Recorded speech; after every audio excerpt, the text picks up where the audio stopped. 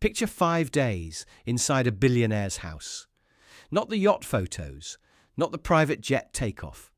The actual house on a normal Tuesday morning when nobody is watching. Because that's when the operating system shows itself. And it looks nothing like what the internet sold you. For the next 10 minutes, I'm walking you through 5 days inside that house.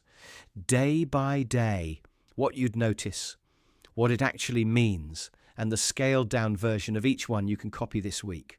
For free. You don't need a mansion to run this operating system. You need to know what to look for.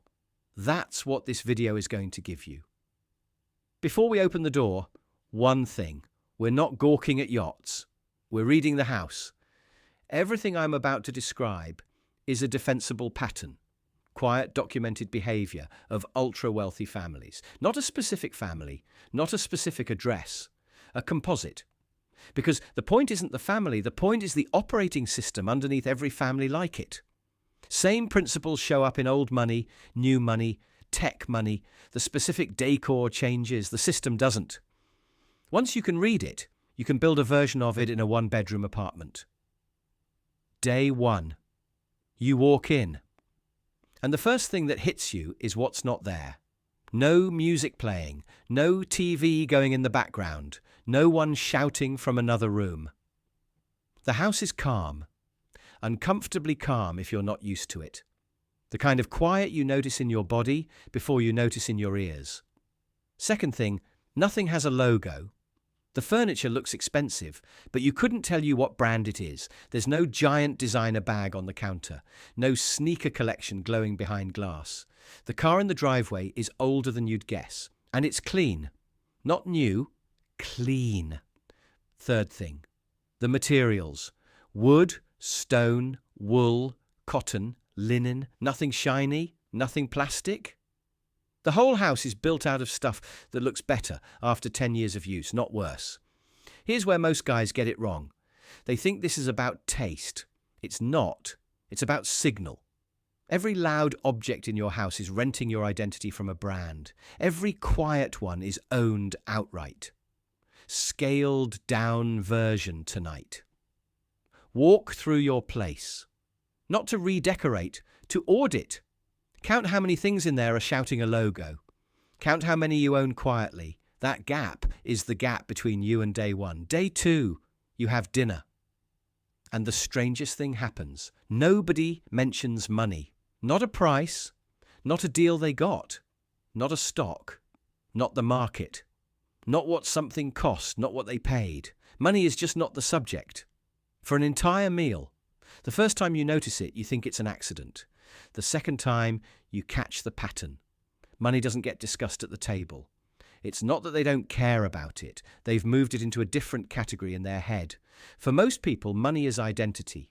Their salary is who they are. The car is who they are. The rent is who they are. So money runs through every conversation like a river. For families like the one you're picturing, money is infrastructure. It's like the plumbing. It has to work. You don't have dinner discussing the plumbing. You have dinner and the water just comes out of the tap. Ask yourself something. In the last week, how many of your conversations were about how much something costs, how much someone makes, how much you wish you had? Now imagine cutting that in half. Scaled down version. 30 days. Don't bring up money once socially unless someone asks you a direct question. Watch what fills the space. Day 3. You watch the schedule. And the schedule is, frankly, boring. Long walk in the morning. 2 hours of work at a desk, lunch, reading, more work, another walk, dinner, reading again, bed early, no back-to-back meetings, no calendar shredded into 15-minute pieces, no frantic energy, no phones in hands during meals. Phones live in rooms, not in pockets. If someone wants you, they wait until you're back in the room where the phone is. And here's the part nobody mentions. There is boredom in the schedule, actual protected boredom. 2 hours in the afternoon where nothing is happening and nobody is being entertained. The kids get bored, the adults get bored, nobody rescues anybody from it. Because boredom is where the good ideas come from. Attention that's never bored is attention that never had room to think. Compare that to your day. Your phone is a slot machine. Every 7 minutes you check it. Every notification pulls you out of the sentence you were half thinking.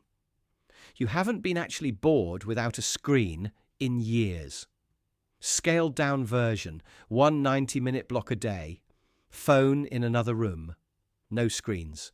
Boredom allowed. This one alone will change more about your life in 6 months than any productivity app you've ever installed. Day 4. You watch the kids, and this is the day that breaks most people's assumptions.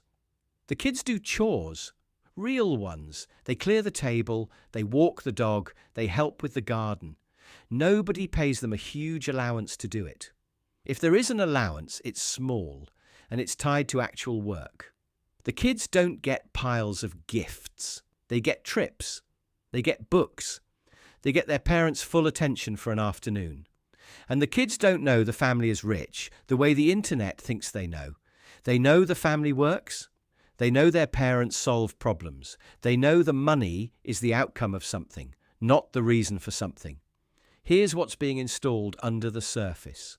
Stewardship, not ownership. This isn't your money. It moved through your grandparents. It's moving through your parents. It's going to move through you. And it has to be handed to somebody in better shape than you got it. Your job is to not blow it up. That mindset has nothing to do with actually having money. You can install it in yourself right now. Scaled down version. Even if you don't have kids, treat your money like a younger version of you. Handed it to you and expects it back with interest. You're not the owner, you're the steward. Act like it. Day 5, you get the answer. By day 5, you're not asking what the family has anymore. You're asking what they're for, what they wake up trying to protect, what they'd sacrifice the house to keep. And the list is short. Access, being able to pick up the phone and get to the right person, the right doctor, the right lawyer, the right room. That's the currency, not the money. Health, because everything else is worthless if you don't have 30 more years to spend it in. The health investment is the hardest to see from the outside. The trainers, the food, the sleep, the annual scans, but it's the deepest line in the budget. Privacy. Nobody at that dinner table is on the internet performing. Their names aren't attached to opinions online. Their kids' faces aren't in strangers' feeds. Privacy is what they buy with all the quietness. And the long game. Every decision is being made on a 30-year scale. Not a quarter, not a year. 30. When you plan on a scale, nobody around you plans on. You win by default. Scaled down version. Build the access one person at a time. Protect the health starting tonight. Get your name off the loud parts of the internet and run one decision this week on a 10-year scale instead of a 2-week one. So here's the callback. 5 days, 1 house. Nothing you couldn't have figured out from the outside if somebody had told you what to look for. That's what the internet gets wrong about wealth. It films the yacht. It doesn't film the quiet. It films the watch. It doesn't film the empty afternoon where nothing was happening except the adults getting bored on purpose. The whole operating system is visible from the outside once you know what to look for. And every single layer of it is free to copy. The quiet materials, the money as plumbing, the protected boredom, the stewardship, the long game, all of it, starting tonight, in whatever apartment you're in. The reason most guys never install it isn't that they can't afford it. It's that it looks too boring to work. That's the whole trick. If this hit, subscribe. I make one of these a week. Practical stuff about how money actually works. No hype, no shortcuts.